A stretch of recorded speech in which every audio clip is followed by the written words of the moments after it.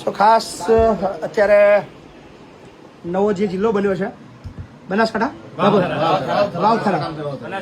સો બધા જ જે ભાઈઓ છે છેક વાવથરાથી આવ્યા છે અને ઘઉંનો સહયોગ આપવા આવ્યા છે. સાથે 113 મણ ઘઉં છે, 5 તેલના ડબ્બા છે,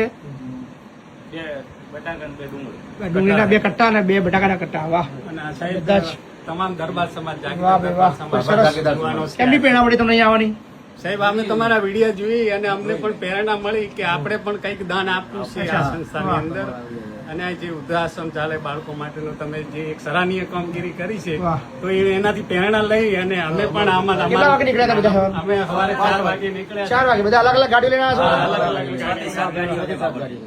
છો? લગભગ 6 થી 7 ગાડીઓ લઈને બધા સવારે 3-4 વાગે લઈને નીકળ્યા છે અને બધા આજે ખાસ મહિપતસિંહ ફાઉન્ડેશનની મુલાકાતે આવ્યા છે. સો થેન્ક યુ, ખૂબ ખૂબ આભાર વાવથરા. Thank you.